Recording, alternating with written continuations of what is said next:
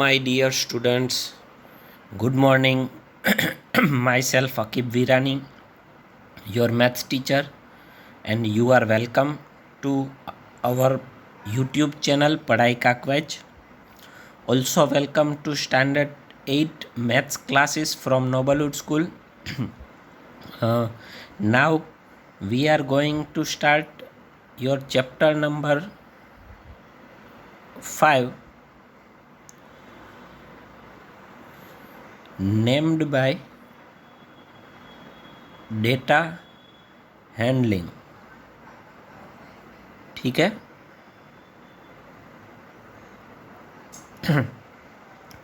आपका chapter number 5 है data handling. कोई भी चीज़ में आपको पता है अभी कोरोना चल रहा है, उसके अलग अलग तरह के रिपोर्ट्स आप लोग देखते होंगे. जैसे कि ज़्यादा उम्र वाले लोगों की डेथ ज़्यादा हो रही है, या तो अदर कोई दूसरी कोई बीमारियां हैं उनकी डेथ ज़्यादा हो रही है, या तो कौन से लोगों को कौन सी एज में ज़्यादा हो रहा है. तो ये सारी चीज़ें जो हैं वो डेटा कलेक्ट करके उसका एनालिसिस करने से तैयार होती हैं कोई भी जगह पे. ये कोरोना का तो हमने सिर्फ एक एग्जांपल लिया. आप क्रिकेट्स भी देखते होंगे, उसमें रिकॉर्ड्स भी होंगे, कुछ एवरेजेस होती हैं, कुछ मैच के रिकॉर्ड्स होते हैं. वो सारी चीज़ें डेटा रखने से, डेटा को ठीक तरह से रखने से, उसका हैंडलिंग करने से प्रिपेयर होती हैं और वो आप बता सकते हैं. ठीक है. तो डेटा हैंडलिंग का बेसिक हम स्टार्ट करने जा रहे हैं. ठीक है. पहले आपको कुछ पॉइंट्स जो हैं वो आपको अपनी फेयर बुक में लिखने हैं. देखिए, यहाँ से हम लोग स्टार्ट करेंगे.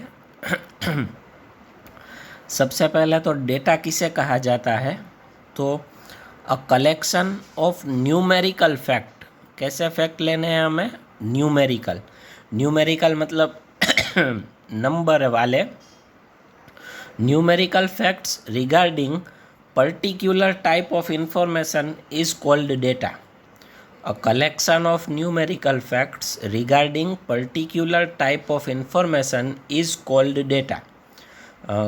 न्यूमेरिकल फैक्ट्स का जो कलेक्शन होता है कोई भी पर्टिकुलर टाइप की इंफॉर्मेशन के लिए, उसे क्या कहा जाता है? डेटा. तो सबसे पहले आपको ये डेफिनेशन डेटा की अपनी फेयर बुक में लिखनी है.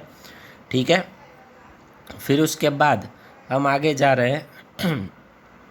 फिर आगे कहा है to study data easily it is represented by graphs. अगर डेटा को इजीली स्टडी करना है, डेटा के ऊपर से एनालिसिस इजीली करना है, तो उसे रिप्रेजेंट करना पड़ेगा ग्राफ्स में. कैसे रिप्रेजेंट करना पड़ेगा? ग्राफ्स में.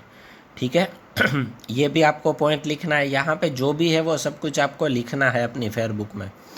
फिर अब ग्राफ में रिप्रेजेंट करते हैं, तो ग्राफ के कुछ टाइप्स हैं, वो आप पहले भी स्टडी कर चुके हो. सबसे पहला टाइप है पिक्टोग्राफ. पिक्टोग्राफ क्या है? The pictorial representation. Pictorial representation मतलब किसी भी डेटा को पिक्चर में रिप्रेजेंट करना of data using symbols. But अब पूरे पिक्चर्स ड्रॉ नहीं करने होंगे, उसमें सिम्बल ड्रॉ करने होते हैं, तो उसे क्या कहा जाता है? पिक्टोग्राफ. पिक्टोग्राफ का यूज़ आप पहले कर चुके हो, लेकिन अब यहाँ हमें नहीं आएगा. उसके बाद सेकंड टाइप आता है अ बार ग्राफ. बार ग्राफ क्या होता है? तो अ pictorial representation of numerical data in the form of rectangles or bars of uniform width and various heights is called a bar graph. मैं यहाँ पे आपको ड्रॉ करके बता देता हूँ कैसा होता है बार ग्राफ, तब आपको इजीली समझ में आ जाएगा. ये एक्स एक्सिस, ये वाई एक्सिस, फिर उसके ऊपर हम ऐसे बड़े बड़े बार ड्रॉ करते हैं. हिस्टोग्राम भी आप कहते हो. ठीक है. ऐसे ड्रॉ करते हैं. It is called bar graph. पता है ना, आप ऐसा कर चुके हो प्रीवियसली लोअर स्टैंडर्ड में. ठीक है. तो इसे कहा जाता है bar graph. Shown on horizontal axis and the heights of the bars show the frequency of the class interval, but there is no gap between the bars as there is no gap between the class intervals. उसमें sorry, मैंने ये जो draw किया ना वो actually histogram था। Bar graph कैसे होगा वो मैं आपको बता देता हूँ। उसमें गैप नहीं होता। कैसे गैप नहीं होता? फॉर एग्जांपल देखिए, ये क्लास इंटरवल है 10, इधर 20 है, इधर 30 है। तो ग्राफ जो है वो ऐसे ड्रॉ किया जाएगा। फॉर एग्जांपल 0 to 10 में ये वैल्यू है, फिर उसको सीधे जॉइंट करके दूसरा ग्राफ होता है। ठीक है, फॉर एग्जांपल ये 20 to 30 में तीसरा, फिर अगर आगे होगा तो 30 to 40 का एक और वैल्यू। तो ऐसा मतलब बीच में गैप नहीं होता। देखिए कहीं पे भी गैप नहीं है बीच में, बार्स जो हैं वो बाजू बाजू में हैं। ठीक है। फिर है next type double bar graph. Double bar graph, double bar graph किसे कहते हैं? A bar graph showing two sets of data simultaneously is called a double bar graph. Double bar अगर हम ड्रॉ करें तो उसमें दो बार जो हैं वो ऐसे बाजू बाजू में साथ में होते हैं, ये डबल बार। ठीक है, ये ऐसे डबल बार ग्राफ, ऐसे डबल बार होते हैं। ये सारी चीज़ें आप लोअर स्टैंडर्ड में स्टडी कर चुके हो, इसलिए मैं थोड़ा सा स्पीड में जा रहा हूँ। लिखना है आपको फिर भी। A bar graph showing two sets of data simultaneously is called a double bar graph. It is useful for comparison of the data. किसी भी डेटा को कंपेयर करने के लिए डबल बार ग्राफ यूज़ होता है। फिर उसके बाद है पाई चार्ट, सर्कल ग्राफ्स। ये हमें इस चैप्टर में भी आएगा आगे। It is pictorial representation of the numerical data by non intersecting, ध्यान रखना क्या कहा है, नॉन इंटरसेक्टिंग एडजेसेंट सेक्टर्स, पास पास में आने वाले sectors of a circle such that each sector is proportional to the information it represents. For example मैं आपको यहाँ पे एक चलिए हम यहाँ पे एक सर्कल ड्रॉ करते हैं। एक सर्कल ड्रॉ कर लेना है, फिर उसमें आपको अलग अलग सेक्टर ड्रॉ करने हैं। मतलब ये देखिए, ये एक सेक्टर हो गया, ये जो पूरा हुआ ना एक सेक्टर। फिर यहाँ पे अगर मैं दूसरी लाइन लूँगा तो ये दूसरा सेक्टर छोटा हुआ, मैं यहाँ पे तीसरी लूँगा, ये तीसरा सेक्टर बड़ा हुआ, ये सेक्टर, फिर ये चौथा सेक्टर। हर एक जो है वो अपने डेटा के हिसाब से रिप्रेजेंटेशन देता है, वो आगे आएगा तब हम देखेंगे। ठीक है, तो ये आपको लिख लेना है पूरा इन्फॉर्मेशन। देखिए मैं यहाँ पे ये हो गया। अब उसके बाद आगे जा रहे हैं हम लोग। उसके बाद आ रहा है कुछ और पॉइंट्स है फ्रीक्वेंसी डिस्ट्रीब्यूशन से रिलेटेड। सबसे पहले मैं आपको फ्रीक्वेंसी डिस्ट्रीब्यूशन स्टडी करवाऊँगा। उसमें फ्रीक्वेंसी डिस्ट्रीब्यूशन क्या है? It is the representation, it is the representation of grouped data in which frequencies are distributed over several classes or intervals।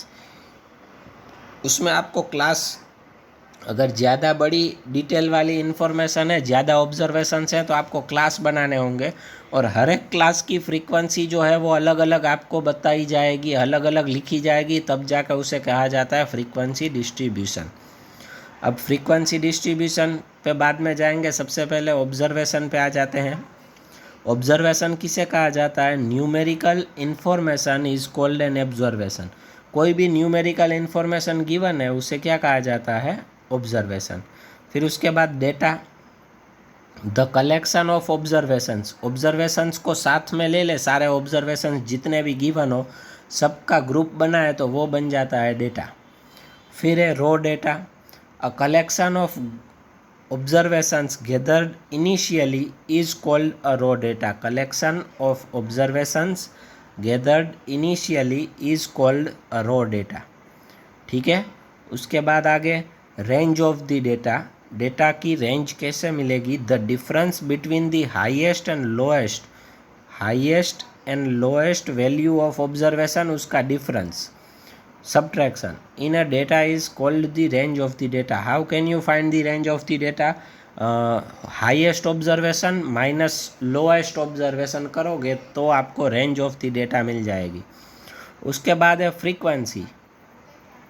Frequency.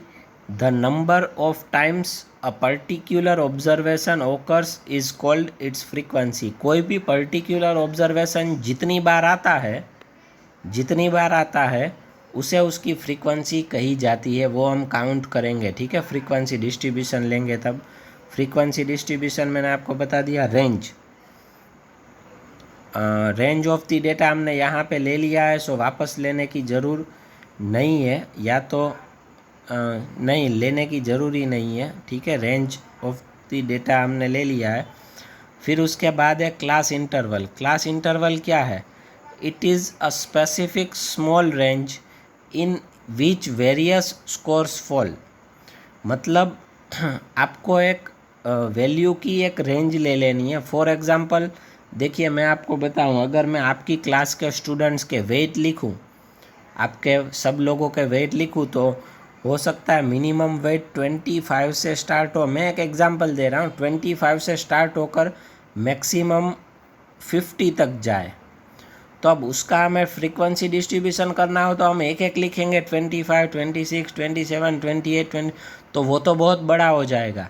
तो उसके लिए क्लास इंटरवल बनाने होंगे। कैसे? 25 to 30, 30 to 35। जब डेटा की रेंज बहुत बड़ी हो ना, तब ऐसा किया जाता है। 35 to 40, 40 to 45, ऐसे करके उस टाइम पे हम करेंगे। तो ये जो बना ना 25 to 30, इसे कहा जाता है क्लास इंटरवल। क्या कहा जाता है? Class interval. It is a specific small range in which various scores fall. फिर उसके बाद है क्लास साइज। अब जो क्लास इंटरवल हमने बनाया है उसकी साइज़ कितनी है, वो कैसे मिलेगी? The difference between the upper and the lower class limits. Upper class limit और लोअर क्लास लिमिट का डिफरेंस आप लेंगे तो वो होगी विथ, या तो उसे class size of the class interval कहा जाता है। ठीक है, तो ये भी आपको लिखना है आपकी फेयर बुक में स्टार्टिंग में। अब इसके रिलेटेड हम एक्सरसाइज 5.1 लेंगे, उसमें कुछ ग्राफ्स भी हमें ड्रॉ करने हैं। ठीक है, तो पहले आप ये लिख लीजिए, फिर आगे वीडियो कंटिन्यू करते हैं।